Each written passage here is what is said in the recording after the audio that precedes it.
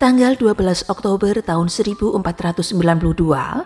tercatat dalam sejarah, di mana Christopher Columbus pertama kali menemukan benua Amerika. Walaupun ada banyak kontroversi mengenai pengetahuan umum ini, di mana disebutkan bahwa bangsa Viking dari Eropa sudah datang ke Amerika sejak tahun 1000 Masehi, dan Columbus sebenarnya tidak mendarat di benua Amerika kala itu, namun di sebuah pulau di Karibia.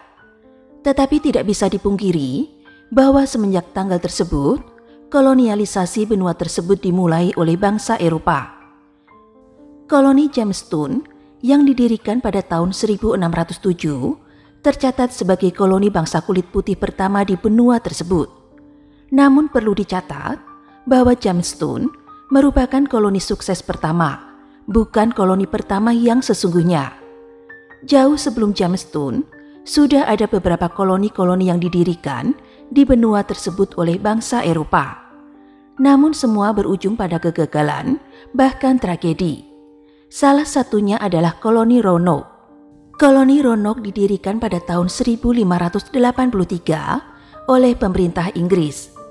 Namun koloni menemui akhir yang amat misterius. Ketika kembali dikunjungi pada tahun 1590, seluruh populasinya lenyap tanpa jejak. Hingga kini, tidak ada yang tahu di mana keberadaan para penduduk Roanoke. Karena masa itu merupakan masa di mana Amerika masihlah benua liar, dan bangsa Eropa terlibat perselisihan dengan bangsa Indian yang merupakan penduduk asli Amerika. Tentulah banyak kemungkinan tentang apa yang terjadi pada mereka.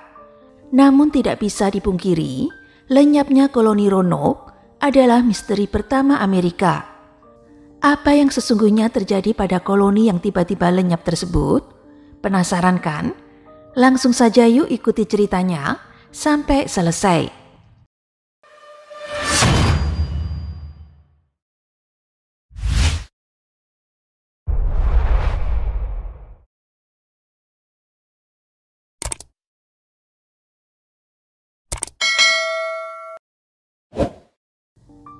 Kisah ini dimulai di Inggris pada tahun 1578.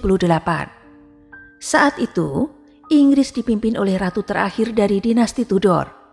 Siapa lagi jika bukan Ratu Elizabeth Tudor? Kala itu, sang ratu memberikan izin pada seorang bangsawan yang bernama Sir Henry Gilbert untuk mengkolonisasi benua Amerika dan segera menjadikannya milik Inggris. Kala itu, Inggris juga tengah bersaing dengan Spanyol dan Prancis untuk menguasai Amerika.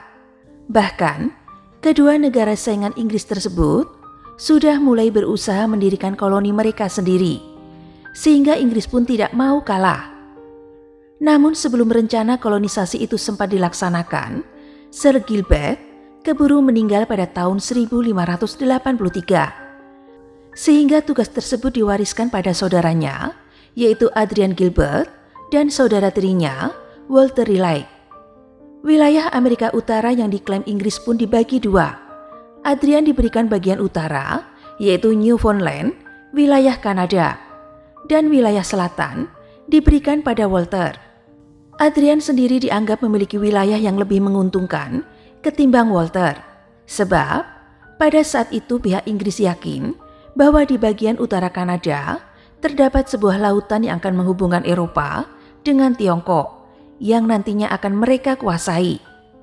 Walter sendiri tidak mau kalah dengan Adrian. Kemudian berusaha mendirikan koloni di wilayahnya secepat mungkin, agar tidak kalah pamor dengan Adrian apabila ia nantinya menemukan jalur pintas lewat laut itu.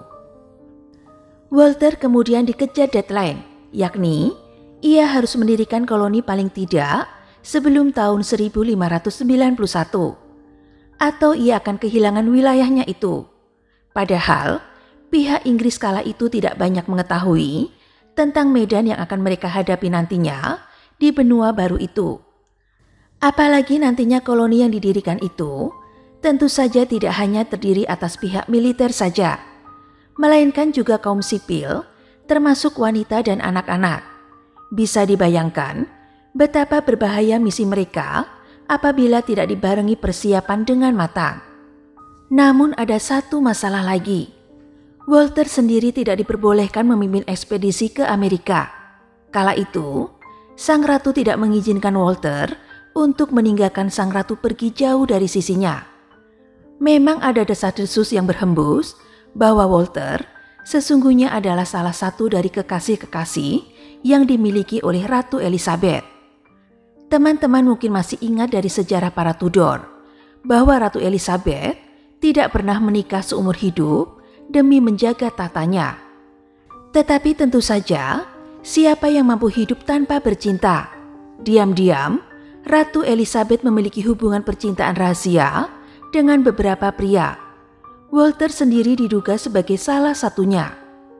Untuk video Elizabeth Tudor, sudah pernah saya bahas di video saya sebelumnya. Atau teman-teman bisa klik linknya di thumbnail akhir video saya ini. Walter tidak membuang waktu untuk segera menyelesaikan rencananya mendirikan koloni. Pada tahun 1584, ia mengutus 2 kapal ekspedisi yang dipimpin seorang kapten yang bernama Philip Amadas, yang akhirnya tiba di sebuah semenanjung yang bernama Cape Fear, di wilayah yang kini menjadi negara bagian North Carolina. Di sana mereka bertemu dengan sebuah suku yang menguasai Pulau Roanoke, yang bernama suku Sekotan. Rupanya kala itu, suku Sekotan cukup ramah dalam menyambut para pendatang itu, sehingga pihak Inggris pun menganggap ini sebagai sebuah keberhasilan yang menjamin kesuksesan ekspedisi-ekspedisi berikutnya. Sekembalinya ke Inggris, tentu saja Ratu Elizabeth girang bukan kepalang mendengar berita itu. Bahkan, demi mendapatkan dukungan lebih banyak, tentu saja berupa uang, Walter menambah-nambahi cerita itu, bahwa benua Amerika yang baru saja timnya kunjungi tidak ayal merupakan Taman Eden atau Taman Firdaus sendiri. Ratu Elizabeth yang terkesan dengan hasil ekspedisi itu pun memberi nama wilayah yang baru saja dikunjungi oleh tim ekspedisi Inggris itu sebagai Virginia. Tentu saja berasal dari julukannya sebagai Ratu Perawan atau Virgin Queen, karena keputusannya untuk seumur hidup tidak menikah.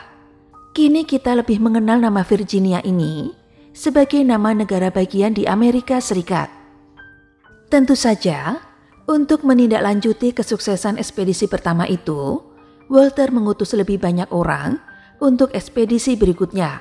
Bahkan, untuk ekspedisi kedua kali ini, ia mengutus 600 orang yang terbagi ke dalam 7 kapal, yaitu Tiger, Roebuck, Red Lion, Elizabeth, Dorothy, dan 2 kapal kecil lainnya.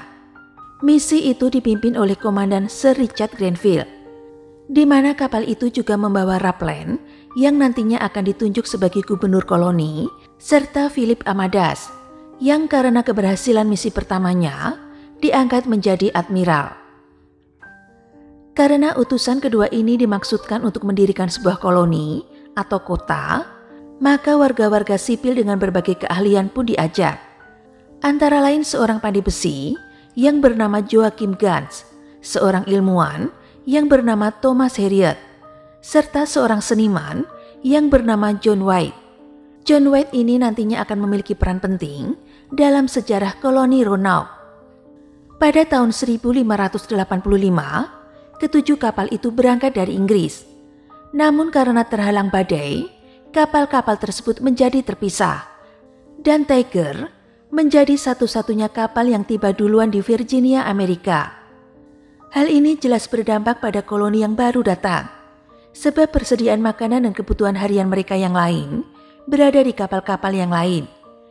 Sehingga persediaan yang tersisa di kapal Tiger jelas sangat pas-pasan, dan mungkin tidak cukup bagi mereka nantinya. Untuk itu, para kolonis yang baru tiba berharap pada kebaikan suku Indian yang lebih duluan mendiami wilayah Virginia tersebut.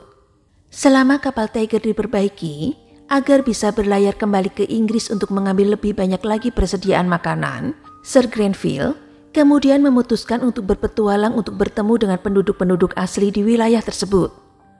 Ia mengajak pula 2 warga sipil, yaitu Thomas Harriot dan John White, pergi bersamanya. Kesempatan ini digunakan sebaik-baiknya oleh Thomas untuk mempelajari kebudayaan lokal setempat. Dibarengi dengan kemampuan melukis John untuk menggambarkan kehidupan sehari-hari serta kostum adat mereka. Namun pada eksplorasi tersebut, sebuah peristiwa yang akan mengubah sejarah terjadi. Dalam perjalanan tersebut, Sir Grenville kehilangan salah satu cangkir peraknya. Mencurigai bahwa penduduk Indian yang mereka kunjungi sebagai pencurinya, Sir Grenville kemudian mengutus Philip Amadas, sang admiral, untuk mengambil kembali cangkir perak tersebut.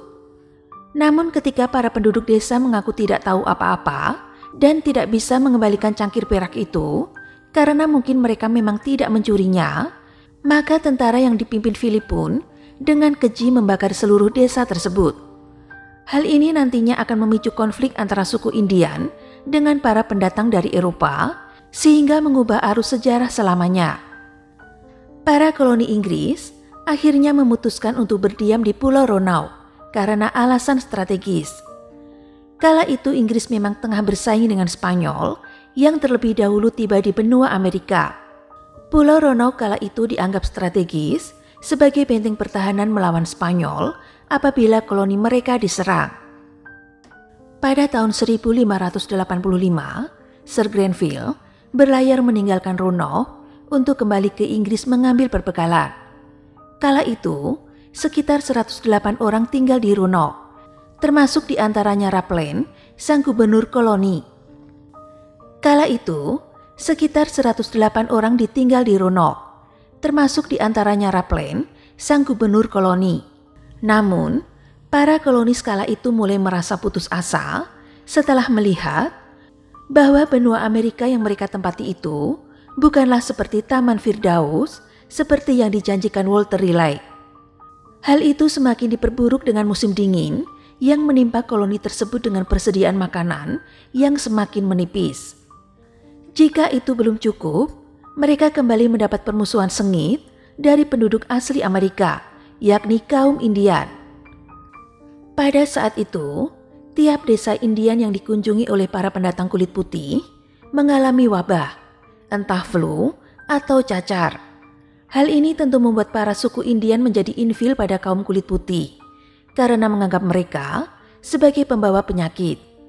Terlebih lagi, kaum kulit putih yang kesulitan makanan, kala itu mereka amat bergantung pada kebaikan hati kaum Indian untuk membagi makanan mereka, sehingga tidak ayal lagi mereka dianggap parasit bagi sebagian kaum Indian.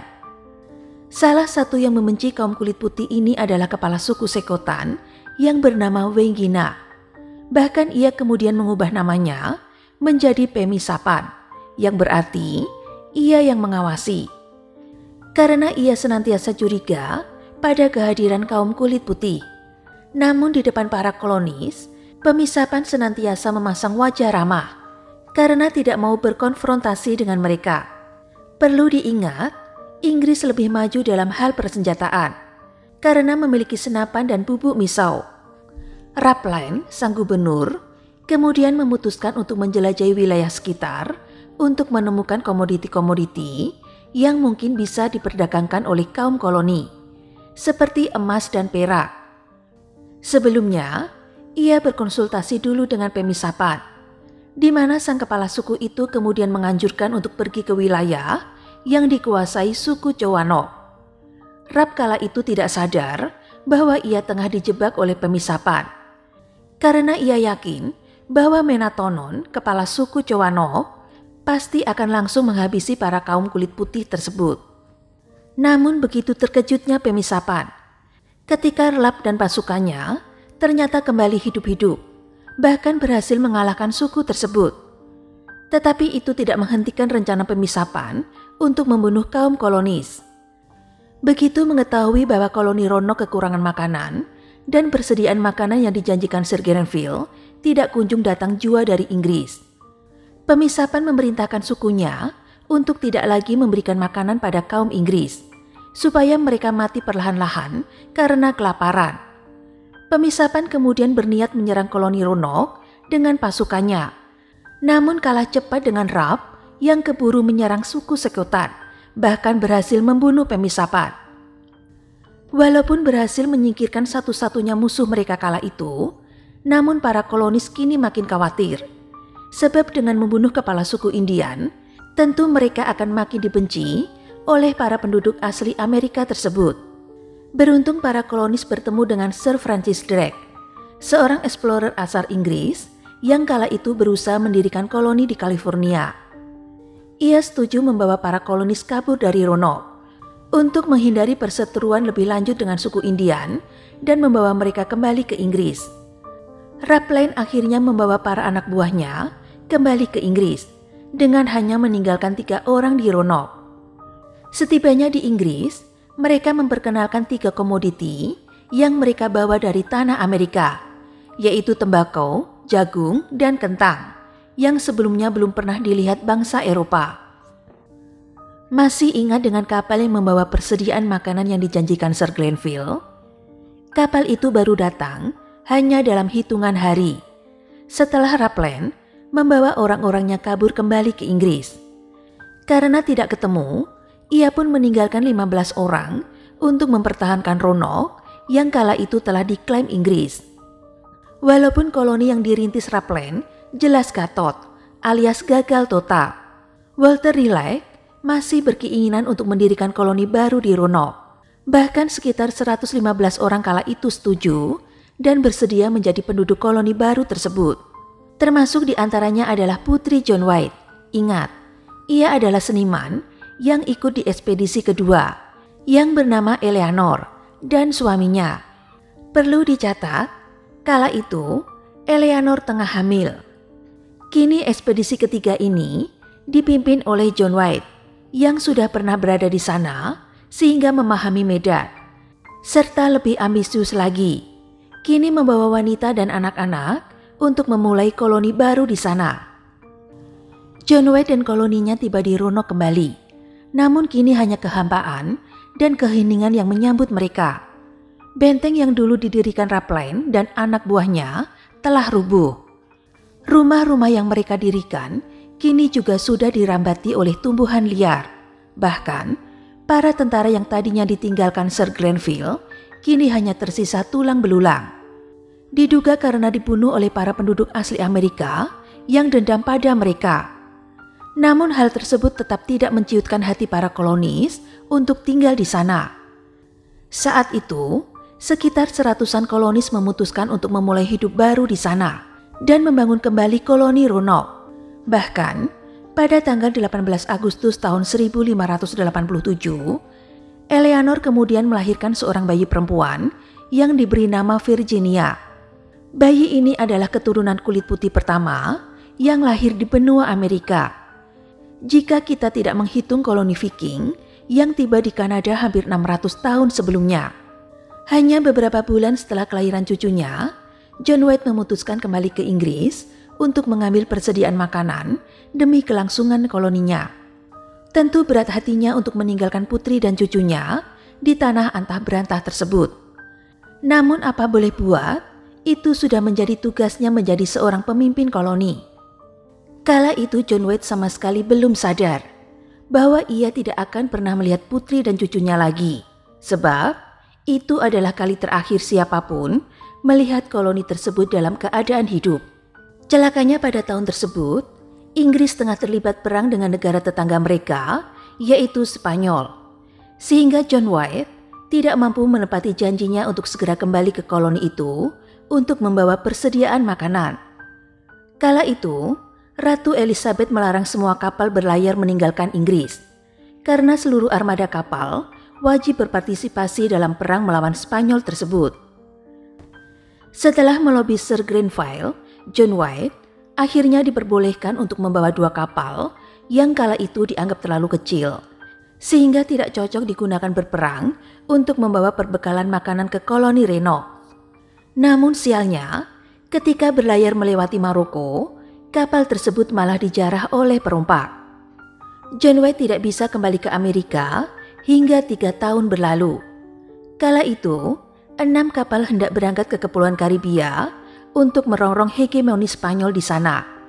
Walter Raleigh mengatur agar nantinya 2 kapal yang bernama Hopewell dan Moonlight membawa John White untuk kembali ke koloni Roanoke di daratan Amerika. Pada 12 Agustus tahun 1590, Kedua kapal itu akhirnya berhasil mencapai Pulau Reno. Dan disinilah misteri terbesar dalam sejarah Amerika dimulai. Seluruh penduduk koloni Renok tersebut telah menghilang, tanpa terkecuali. Ketika masih belum berlabuh, kedua kapal tersebut melihat kabut asap di Pulau Reno. Kalian perlu ingat bahwa hal tersebut pada abad ke-16, terutama di wilayah yang masih belum terjamah peradaban modern, seperti di Amerika kala itu, berarti ada seseorang yang sedang memasak. Namun karena hari sudah mulai menjelang malam, mereka tidak memutuskan untuk memeriksanya, tetapi hanya menyanyikan lagu berbahasa Inggris, berharap para kolonis akan mengenali lagu tersebut. Keesokan harinya, pada hari yang seharusnya menjadi hari ulang tahun cucunya, yang telah berusia 3 tahun, yaitu Virginia, barulah John White dan para anak buahnya turun. Tetapi mereka menemukan hal yang ganjil. Tidak ada satupun manusia di pulau tersebut. Padahal mereka menemukan jejak di pasir. Yang anehnya, jejak kaki itu terlihat masih baru. Pertanda bahwa malam sebelumnya, ada yang mencoba mengecek keberadaan mereka dengan datang ke pantai. Mungkin karena mendengar nyanyian mereka. Mereka juga menemukan kota yang mereka dirikan telah kosong dan terbengkalai. Satu-satunya petunjuk yang tersisa kala itu adalah kata CRO yang terukir di salah satu pohon yang berada di sana. John White juga melihat tulisan lain, yakni Croatian di bagian lain kota, yang terukir di dinding benteng yang terbuat dari kayu. Sebelum John meninggalkan mereka pada tahun 1587, ia dan para warga koloni setuju untuk meninggalkan pesan rahasia apabila mereka harus pergi dan pindah ke lokasi lain. Kala itu mereka juga setuju untuk menambahkan tanda berupa salib apabila mereka dipaksa meninggalkan tempat itu. Namun tanda itu tidak ditemukan, pertanda bahwa mereka pindah dengan keinginan mereka sendiri. Tetapi, apa arti pesan terakhir yang ditinggalkan para kolonis itu? Croatian adalah nama sebuah pulau yang berada di sebelah selatan Pulau Reno. Jelas, dugaan pertama John adalah anak beserta cucunya serta semua kolonis lain yang kala itu berjumlah seratusan memutuskan pindah ke Pulau Croatian. Namun ketika John berniat mencari mereka, 2 kapal yang dibawanya terjebak badai hingga menewaskan 7 krunya. Para kru kapal lain menolak melanjutkan pencarian, sehingga kapal-kapal tersebut akhirnya kembali ke Inggris dengan tangan kosong. Pencarian berikutnya baru dilanjutkan 5 tahun kemudian, yaitu pada tahun 1859, di mana Walter Raleigh memutuskan berlayar kembali ke Amerika untuk mencari koloni yang hilang tersebut. Tetapi sebenarnya, ternyata bukan itulah tujuan asli Walter yang sesungguhnya.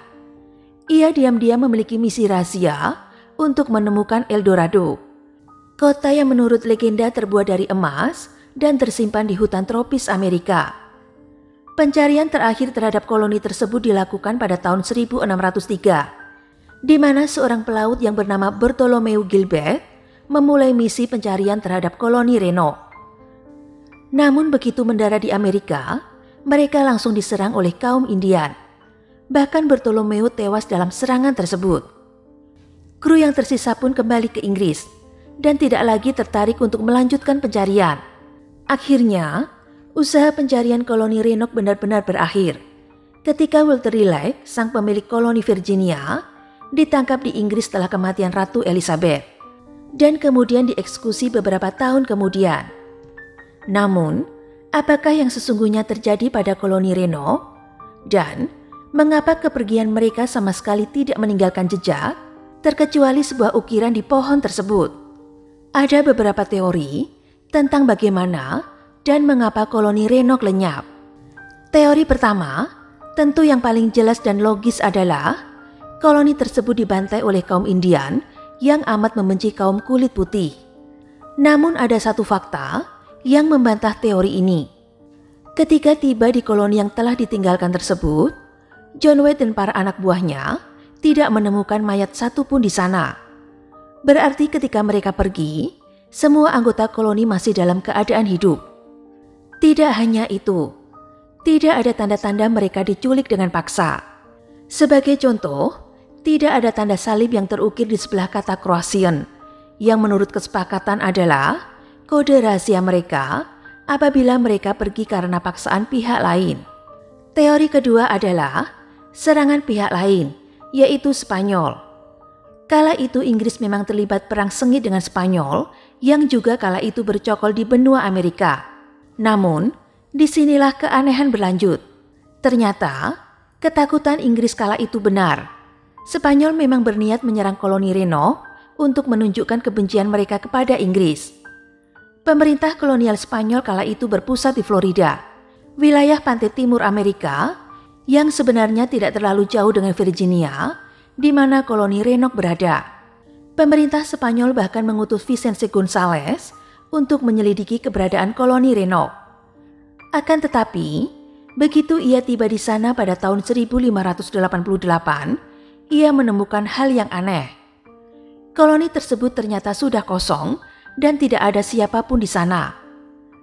Jika laporan Spanyol ini benar, maka koloni Reno telah menghilang semenjak tahun 1588, atau setahun setelah kepergian John White ke Inggris. Ini juga berarti koloni tersebut telah lenyap selama 2 tahun saat John White kembali ke Reno untuk membawa perbekalan. Dengan demikian, catatan Vicente ini membuktikan bahwa Spanyol tidak ada kaitannya dengan menghilangnya koloni Reno. Lagi pula, jika benar Spanyol menghabisi para kolonis, masalahnya sama dengan teori Indian di atas, yaitu tidak adanya jenazah yang membuktikan adanya sebuah invasi berdarah. Teori ketiga menyebutkan bahwa para penduduk Reno memutuskan untuk pindah ke Croatian dan hidup di sana dengan damai. Kini jika kalian mencari nama pulau Croatian di peta, maka kalian tidak akan pernah menemukannya.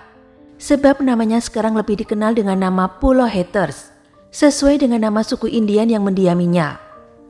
Suku Hatteras merupakan suku yang terkenal ramah dengan penduduk pendatang asal Eropa dan tidak memusuhinya seperti suku-suku yang lainnya.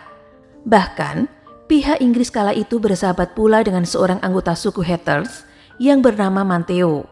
Masuk akal jika para kolonis Reno memutuskan tinggal untuk bersama mereka. Namun apa ada buktinya? Pada tahun 1607, John Smith yang kala itu bertemu dengan Wahun Senasau, kepala suku Powhatan, dan juga putrinya yang cantik jelita, yaitu Pocahontas, mendengar sebuah cerita menarik dari sang kepala suku. Mereka menggambarkan sebuah lokasi yang bernama Osa Nahonan yang didiami oleh orang-orang berkulit putih. Namun kisah ini justru dipelintir ketika tiba ke pihak Inggris dengan menyebutkan bahwa suku Powhatanlah yang menghabisi koloni Reno. Entah apa tujuannya, mungkin agar pihak Inggris mendanai perang terhadap suku Indian dengan memberikan citra barbar kepada mereka.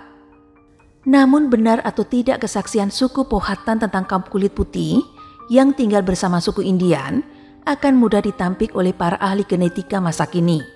Pasalnya, apa yang mereka lihat mungkin saja merupakan penduduk Indian yang mengalami albino dan bukan orang-orang yang berkulit putih karena berasal dari keturunan Eropa. Namun memang, teori tentang kaum kulit putih yang memutuskan masuk ke dalam suku Indian dan tinggal bersama mereka adalah salah satu teori yang paling memuaskan di antara mereka. Hal ini karena berdasarkan hasil penelitian modern tahun 1587, tahun di mana John White meninggalkan koloni Reno dan merupakan tahun dengan kekeringan terparah selama 800 tahun. Koloni Reno pasti terpengaruh oleh bencana kekeringan itu, sehingga tidak mampu bercocok tanam dan akhirnya memutuskan berpindah ke Pulau Croatian. Tetapi jika benar mereka sudah bergabung dengan suku Indian, mengapa mereka tidak memberitahu koloni Inggris lain? Semisal koloni Jamestown yang terletak tidak jauh dari Reno. Nah, ada sebuah teori psikologis yang menarik tentang fenomena ini. Bahkan menyerupai Stockholm Syndrome, di mana jika seorang keturunan Eropa masuk ke dalam suku Indian, maka mereka akan meniru budaya dan gaya hidup dari suku Indian tersebut. Sebuah proses yang disebut asimilasi. Nah, asimilasi ini pada nantinya akan mempengaruhi psikologis dari pendatang Eropa tersebut, sehingga mereka akan enggan kembali ke peradaban Eropa apabila mereka bertemu dengan kaum kulit putih. Maka bisa disimpulkan, jika teori asimilasi ini memang benar, maka penduduk Reno yang sudah beradaptasi dengan tradisi Indian akan ogah kembali ke gaya hidup Eropa mereka. Bahkan tidaklah mustahil mereka sengaja menyembunyikan diri mereka dari orang-orang Inggris yang datang mencari mereka. Ada pula teori keempat yang lebih tragis, namun juga masuk akal, yakni para kolonis yang merasa menderita dalam hidup baru mereka di Amerika memutuskan kembali ke Eropa. Namun di tengah jalan, kapal yang mereka tumpangi karam dan mereka pun tenggelam. Bahkan hal ini mungkin saja terjadi dalam perjalanan mereka ke Pulau Kroasian. Misteri tentu saja tidak berhenti sampai di situ. Para peneliti yang hingga kini masih penasaran, tentu saja berusaha mencari keberadaan koloni Reno di Pulau Kroasian. Namun yang mereka temukan justru misteri baru. Sama seperti di Reno, mereka menemukan sebuah pohon dengan tulisan yang samar, yang berbunyi Kora. Ada banyak teori tentang apa arti Kora ini. Legenda setempat menyebutkan bahwa Kora adalah nama seorang penyihir yang kemungkinan tinggal bersama koloni Reno dan kemudian membunuh mereka. Selain itu, jika dugaan kita tentang bencana kelaparan di Reno benar, karena bencana kekeringan yang melanda koloni tersebut, maka bukan mustahil seperti yang terjadi pada koloni Jamestown, di mana para kolonis terpaksa melakukan aksi kanibalisme. Di manakah para anggota koloni Reno ini? Hingga kini tidak ada yang tahu. Apa yang terjadi pada koloni Reno merupakan salah satu potongan teka-teki yang hingga kini masih belum terpecahkan. Berbagai teori memang bisa menjelaskan apa penyebab lenyapnya koloni tersebut. Namun tetap tidak ada bukti memuaskan yang mampu membenarkan teori-teori tersebut. Teori tergila sejauh ini adalah para kolonis diculik UFO hingga lenyap tidak meninggalkan jejak. Namun ini bukan terakhir kalinya Amerika berurusan dengan UFO.